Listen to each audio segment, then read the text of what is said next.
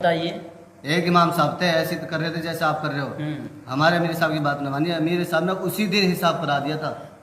آپ تو کو رزق حساب کا کرنا ہے. مالک اللہ ہے، امیر نہیں ہے رزق کا مالک. کبھی یہ سوچ لو کہ امیر حساب کر دے گا. سب کا مالک اللہ ہے. ہاں، سب رزق کا مالک اللہ ہے. آپ یہ نہیں ہے کہ آپ یہاں لیکن تنخواہ دے رہے ہیں.